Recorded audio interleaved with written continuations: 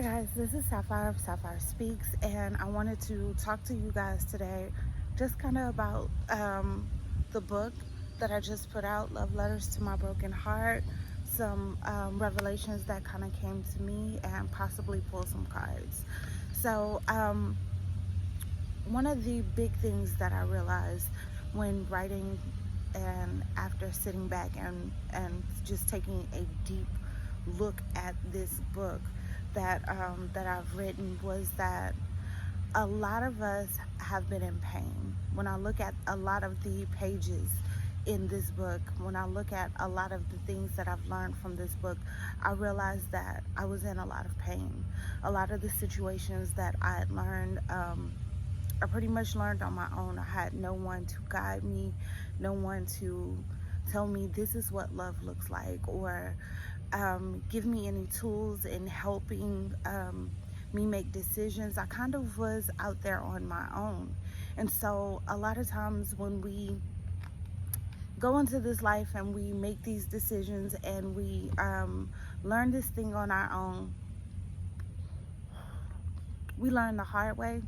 We learn through pain. I learned through abuse. I'm very open about the abuse that I've experienced, and I talk about it so that I can release it. And I think that's what a lot of us, that's where a lot of us are having our issues. We have carried a lot of pain, a lot of hurt into our lives, into our homes. We are creating this newness in our lives, and we're unable to see the fullness or receive the fullness of it because we are still hurt from what someone else done to us or a situation that happened. And so I realized this within myself. I realized that this book was an end of a cycle for me, an end of a chapter. It was so needed and necessary to get out so that I could start my new chapter, so that I could realize that I was already in my new chapter and receive the things that I had manifested. So what I realized is that people who have been through trauma, and I always describe this, or I always compare this to soldiers that have been in war. They've started off in this cozy life where they could have absolute access to anything that they wanted. They go off to war, and their lives are no longer the same. There is chaos and constant fighting and constant death every day. And is this not so unlike the life that we're living? Are we not warriors in our own life? Are we not, dealing with the stress and the abuse and the issues that others have that they are taking out on us? And so when these soldiers come back home and they're in this state of peace, they're in this state of calm, they're in this state of rest, that's when their traumas, their issues, those hidden things that they've tried to maneuver on their own, or they've tried to work through on their own, that's when they start to come out. When you go through life and you harbor this pain inside of you, you say, okay, nobody else will do this to me again. I won't allow anybody to get close enough to me to do this to me. We're putting up walls. And yes, those walls are to protect us, but a lot of times those walls don't let anyone in, and it doesn't let help in. It doesn't let anyone in to allow them to help you to heal from this. We walk through life and we go, well, this person hurt me, and this person said this about me, and this person did this to me, and they do it in this way that's so easily like, well, you know who I was, or you knew what I was doing, or you knew, or you this or that or whatever. And so we vow we're never going to allow anybody to do that to us again. I'm never going to get myself that comfortable to allow anybody to hurt me. I'm never going to excuse me, I'm never going to put myself in that situation again.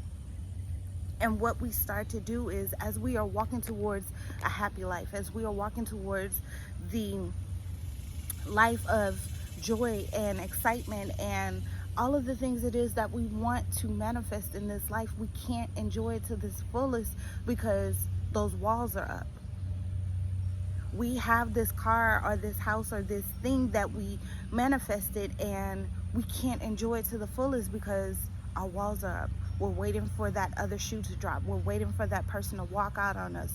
We're waiting for that person to not accept us. We're waiting for them to come and get this car. We're waiting for our jobs to fail. We're waiting for the other shoe to drop, and we're not being able to enjoy the fact that we are here in a place of peace. And that's what I've kind of realized about my life. Like, I had these beautiful things in my life, and I was enjoying them to the point that I could, but I wasn't allowing them to fulfill me. I wasn't allowing them to be the things that they needed. I wasn't able to see exactly what I had in front of me because I was still holding on to so much hurt and so much pain. And so when I pull cards, because that's what I do, peace. Number 23, co-create. Number 40, deep knowing. Number 43, thinker. Number 44, imagine. Number 20. So the feeling that I'm getting is that we're in this place of peace, or we're coming to this place of peace. And peace is not just the outside world. Understand that we build peace within ourselves first. Within ourselves, and that's with letting this shit go. And I'm saying it in an easy way, knowing that it's not easy, because understand that it has taken me years to release this hurt, years to release the pain that someone else inflicted upon me, years to release the fact that I needed these people to put me in this situation so that I could receive, so that I could walk towards my future, so that I could walk towards my goal. So we're in a place of peace. We're in a place where we can let our guard down. We can let our walls down. We can receive it, the things it is that we're trying to manifest in this life. We can receive the things that we have manifested in this life. And I understand that when you're in a place of peace, that's when those negative thoughts, that negative self-talk, that pain, that hurt comes to the surface. And it's up to us to look at it for what it is. The best thing that I've done was when those things come to surface. When they come to surface, and it's a lot of pain, it's a lot of hurt, you realize where it came from. You understand that that is no longer you, because you're looking at the you that you are now. You're looking at the steps that you have already made. You're looking at the walk that you have already walked. You are not only walking this walk, you are talking the talk as well. So what you're saying and what you're doing aligns. You're no longer this person. And you understand that this person is coming from a victim mentality. They were hurt. They were filled with pain. They were filled with distress, and they've probably held this shit on inside of them for years. And you have to be compassionate with yourself. Be compassionate with yourself as you're peeling off these layers, and understand that you were doing the best that you could. You're doing the best that you could. And as you know better, you do better, and you grow to be better. As long as you are taking those steps to be better, and forgive yourself. Forgive yourself for the things that you did not know. Forgive yourself for the steps that you made and the people that you hurt when you were hurting. Forgive yourself.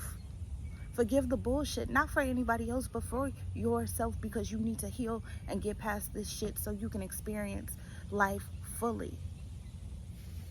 Co-create. Co-create with spirit. Co-create with God. Co-create with your spirit guides. Co-create the life that you want. What is it that you want? Write it down. I am big on writing things down. Write it down. Be absolutely honest about what you need. That was the best advice anyone could give me. Be honest about what you need. This is what I've been through. This is what I've gone through. This is what I need in my life to feel safe. This is the type of person that I need to stand by my side so that I can feel safe and secure. I need to be able to see this situation through healed eyes. I need to be able to see my steps. I need to be able to acknowledge my growth. I need to be able to have, I don't know, a car that won't get repoed. I need to allow the money to come into me that is going to fulfill my needs and make me feel safe and secure so that I won't be codependent. Come on. Let's co-create the life it is that we want, need, and desire and deserve. Thinker. That's you strategizing. That's you writing it down. That's you coming in tune with yourself. That's you admitting your faults. That's you thinking about the things it is that you went through, those hurtful situations. How am I going to get past this?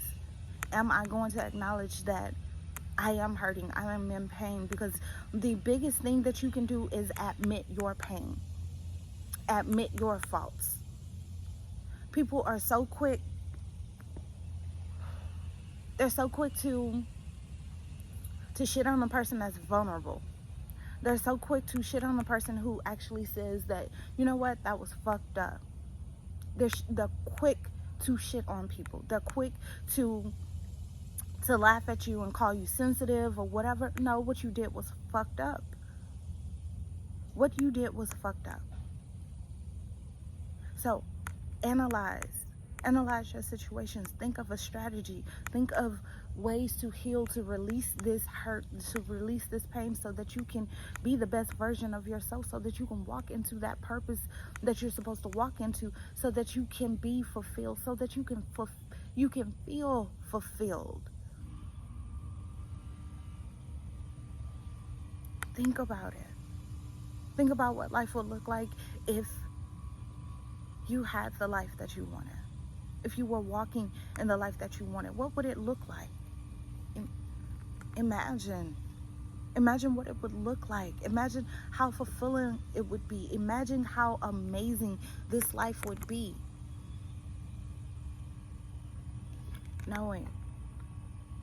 There's this deep knowing inside of you. There is something inside of you, outside of the hurt, outside of the pain, outside of that victim mentality. There is something inside of you that knows that you are capable and able, and know that you are not walking this path alone. Know that once you cleanse your spirit, know that once you release yourself of these fears and these cycles, and you stop tormenting yourself behind what somebody else did, what somebody else told you, how you felt about this situation, know that there is something greater on the other side. Know that there is something greater. Can you imagine what that greater is? Can you imagine what that feels like? Can you imagine what it tastes like? My thing is, I want the deliciousness. The deliciousness of life. We're told that this life, we're supposed to go through this life with all of this pain and this suffering and this and this and this and this and this and this. We are supposed to feel bound, and we're supposed to feel confined, and we're supposed to be put in this box, and this is how life is. Something inside of you knows that there's more to life than this. Something inside of you knows that you are living this life inside of a box. You are keeping yourself caged or confined because whatever reason. I realized that some of my reasons that I was keeping myself caged and confined was because I didn't know whether or not I was able to live up to the idea of what I was purposed to be. Baby, that's some real shit. I know that I was keeping myself confined because I didn't want to get big, or I didn't want to get bigger than this thing that they had made me, because I didn't want to bring people with me, and I didn't want to explain why I wasn't bringing this toxic shit with me.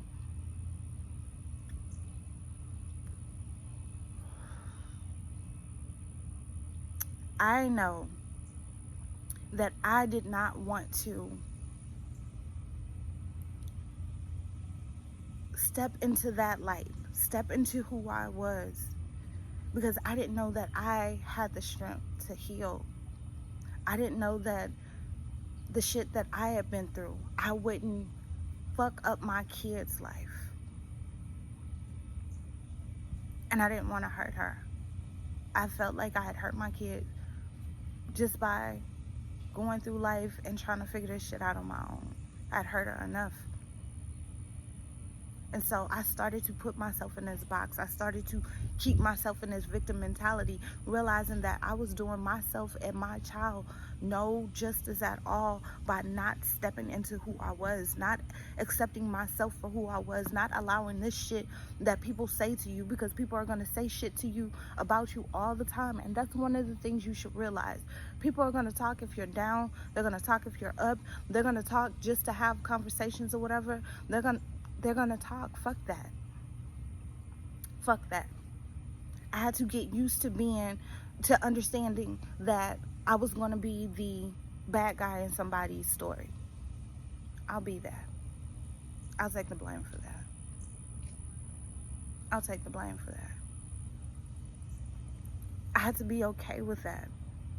But I also had to realize that by me denying myself, by me not accepting that the shit that was done to me was painful, by me not releasing this pain, by me holding myself as this child, this victim, as this person who is just bombarded by the fuck shit in life, and not realizing that there's so much great shit that has happened. There's so much great shit that I have done. There's so much good that I have been to people. No, I didn't have money. But it also allows you to see exactly what people value. And you realize people don't value character.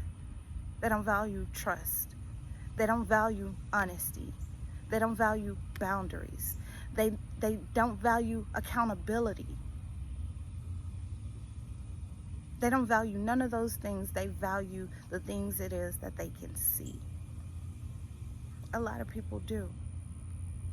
And so when those people leave, you have to allow them to leave. Don't bring that fuck shit into my life while I'm healing.